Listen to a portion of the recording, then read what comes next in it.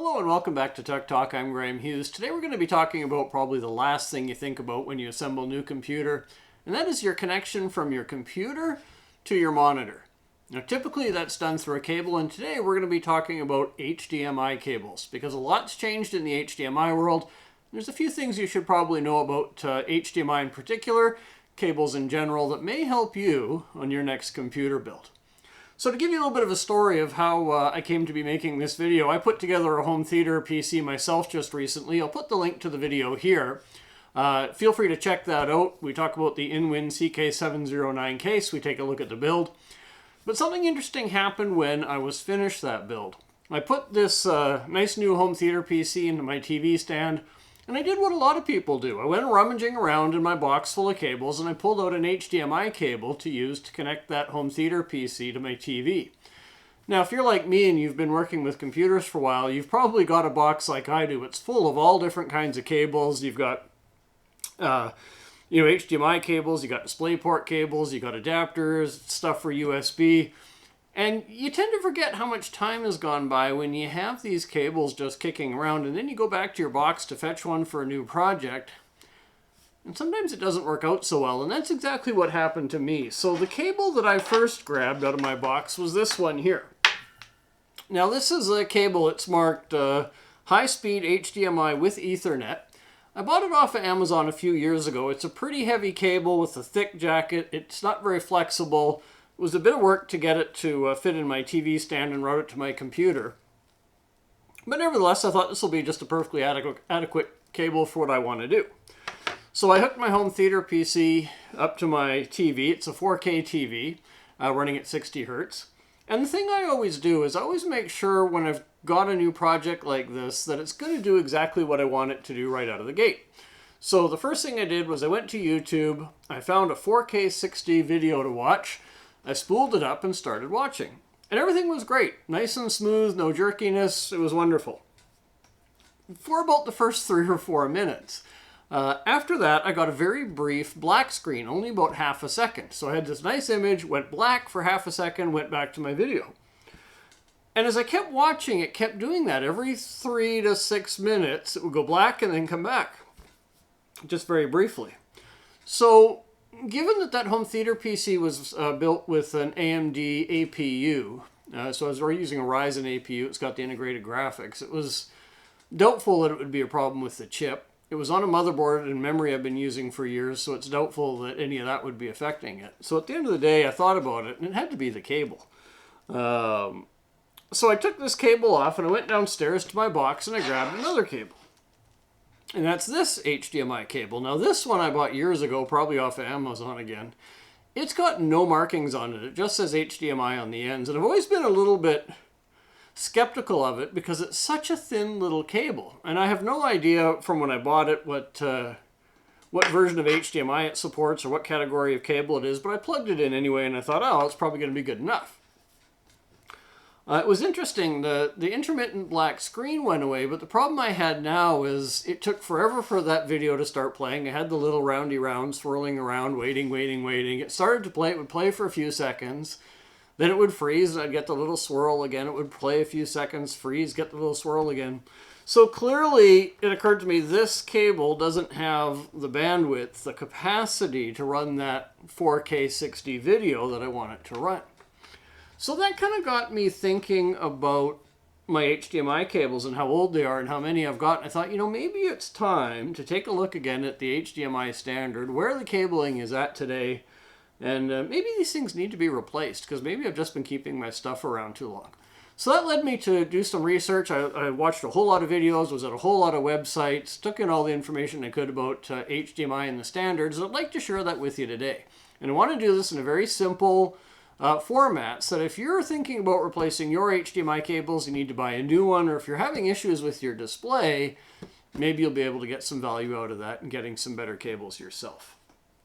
So here's the good news about HDMI. When I first started buying my cables, now we're going back, probably to the early days of HDMI, maybe 20 years ago, HDMI cables were really expensive. I remember clearly going into Best Buy and dropping $50, $60, $70 for cables. And at the time, it struck me as being just a ridiculous amount to pay for, 6 or 8 feet of cable. It was just dumb. The good news is now you don't have to do that anymore. All these cables have gotten a whole lot cheaper, even to get good quality cables. And I think that's the first thing that I want to mention is that for HDMI, because it's a digital signal, it's not like the old analog days. Spending tons of money on a really high-end cable doesn't really get you anything. Because with a digital signal, there's only two things that matter. The first is that the signal goes from the computer to your monitor or TV, and it's strong enough to be read. And the second thing is that the timing of the signal, so the timing of the ones and zeros in that digital signal, is correct when it reaches the end. So when you get a cable that's certified for a particular HDMI version or speed, as long as it's certified to meet that standard, a higher quality cable isn't going to do any better. HDMI cable is really a pass or fail kind of thing. Either it meets the standard or it doesn't. Anything beyond that just is pointless.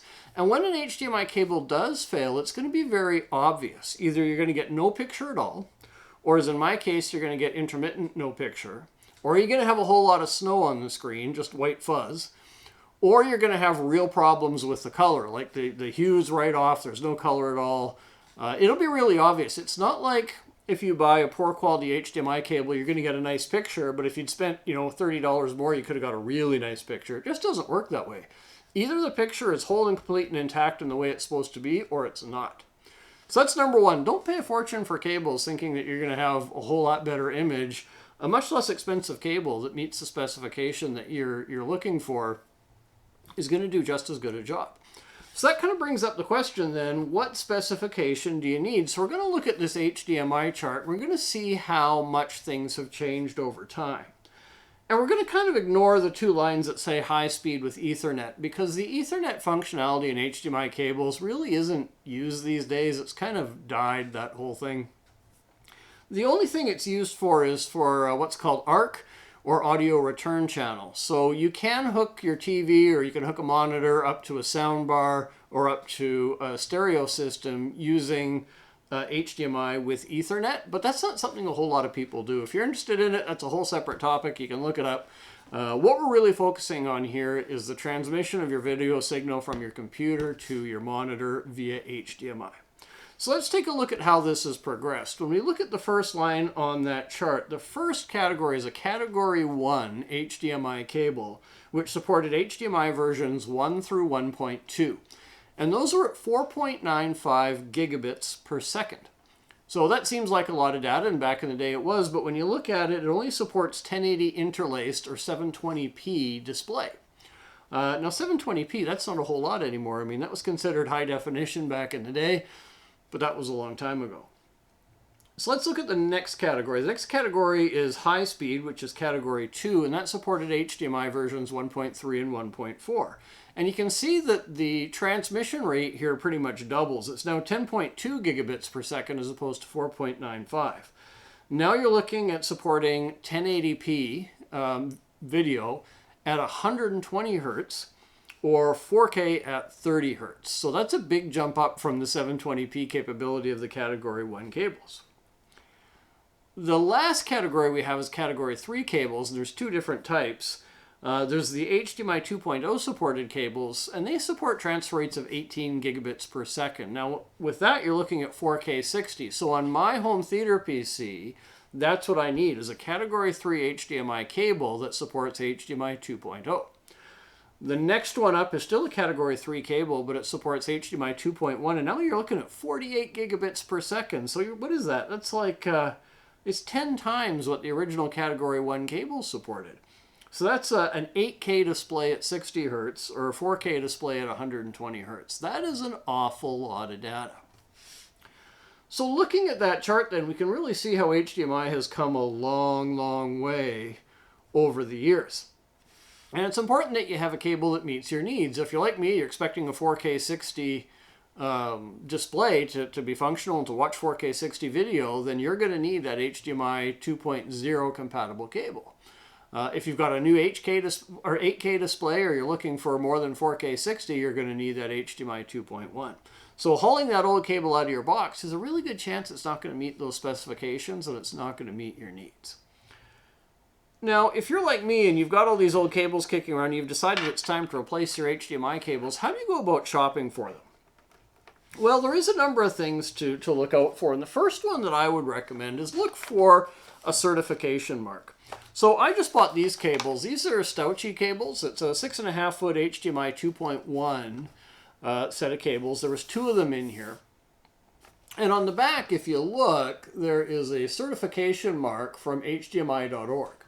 So these cables are certified ultra speed, which is HDMI 2.1, which means they will transmit 48 gigabits per second along these cables. Now, it's important that you understand what that means. It doesn't mean that the 2 cables inside this specific box have been tested and work perfectly well and you get that 48 gigabits. All it means is that this manufacturer has certified and been certified that they're able to produce cables that will run that rate of transmission. So it doesn't mean that the 2 individual cables in here are guaranteed to be flawless. And here's where it pays to be a little bit realistic. Every manufacturer can have manufacturing faults. You can buy a box like this with a couple of cables in it. You can go and plug them in and it might not work. It sucks to say that. I know it's disappointing and irritating, but it does happen. So don't think that that certification mark means that nothing can be wrong with these cables. All it means is that this particular manufacturer makes cables that meets that specification. So it's important to know. Now, when it comes to failure rates in cables, there are a couple things you can do to have a better experience with your HDMI cable. And there's a couple of people that have done videos on this. One of the best ones is Linus Tech Tips. A couple of years ago, they went out and bought, I think, 53 HDMI cables. They spent $1,000 and they tested them all for failure, for the accuracy of the timing as the signal went across the cable. They did a whole lot of work on this. I really recommend that video. I'm going to put a link to it in the description below. If you're really interested in this subject, it's something to look at. But they had some findings that I thought were interesting. The first thing is, out of the 53 or so cables that they bought, 17% of those cables failed. They didn't pass their testing. So it does show that you can have a fairly high failure rate when it comes to cables. Their testing also showed that paying big money for exotic cables with supposedly exotic, ingredients in them doesn't really produce a better signal than a cheap cable that's met the certification. With digital, either that signal gets passed intact with the right timings or it doesn't. And again, a bad HDMI cable will be obvious. It won't be sort of a fine... I've seen videos where people will compare HDMI cables and say, oh, look, this is a nice picture, but this one is a little crisper. It's got a little more color. I don't believe those, because that's not the way a digital signal really works. If an HDMI cable isn't up to snuff, you're going to have, just like I did, you're going to have very obvious problems with the picture. And the Linus Tech Tips testing kind of verified that as well.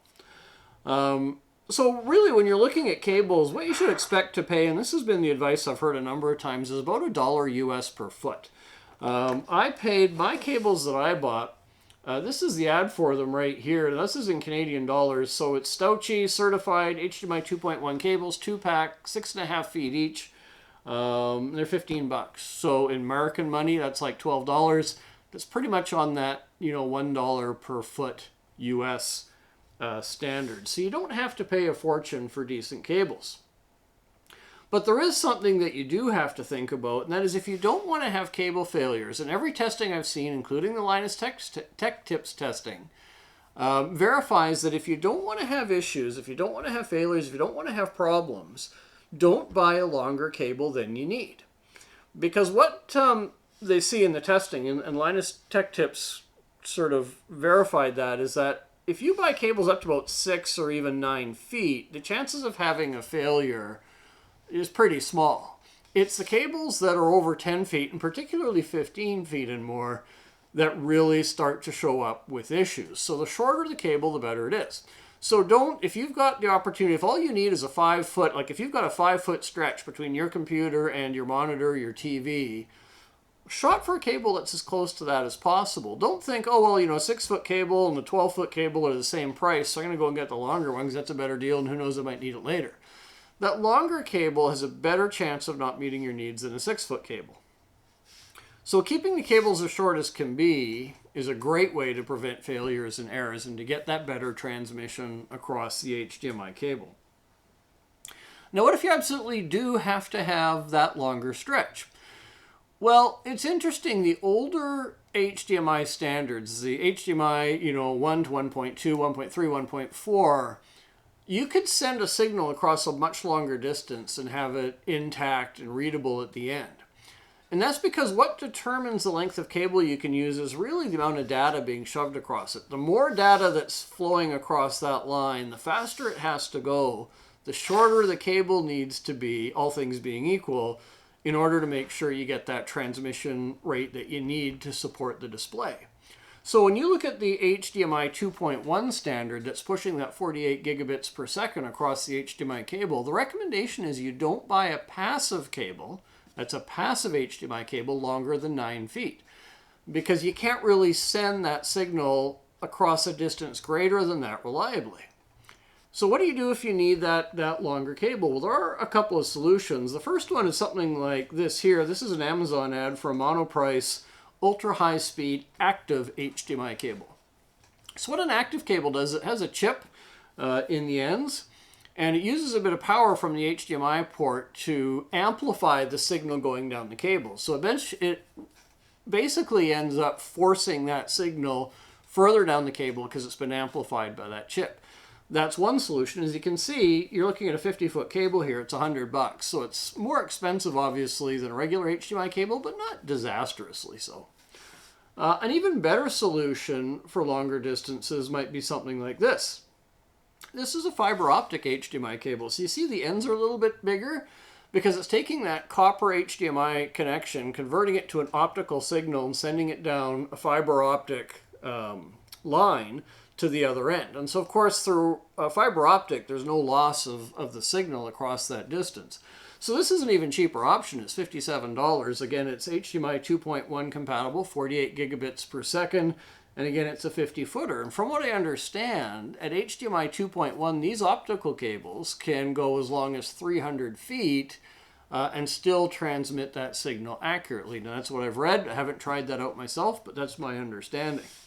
So there are some options if you decide, you have to have that longer cable. You don't want to just buy a passive cable that's a length that kind of goes outside that window of what's reliable. HDMI 2.1, anything over 9 feet is not advised. HDMI 2, you're probably looking at, you get that 10, 12 feet? I don't know. It might be kind of iffy. Certainly 15 is when we look at the testing, 15 feet is kind of where things really fall off, anything longer than that. So that's a really good thing to keep in mind, is that if you need those longer distances, you're going to have to go up to an active cable or to a fiber optic cable.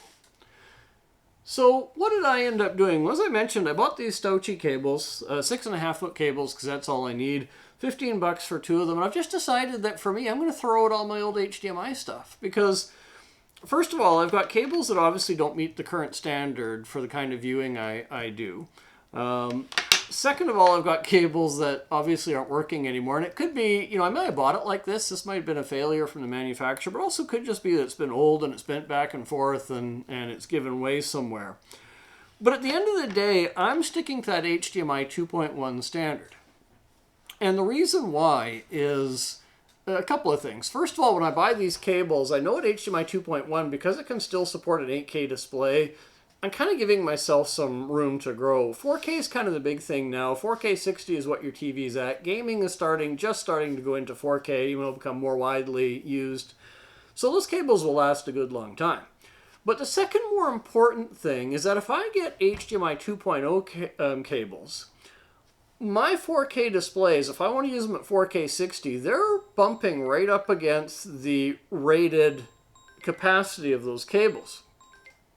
Now, I don't really want to do that, because the one thing about using a cable like that is if you're right at the maximum of what your cable's rated for, there's a greater likelihood you're going to have a failure, because the cable's being kind of pushed right to its maximum.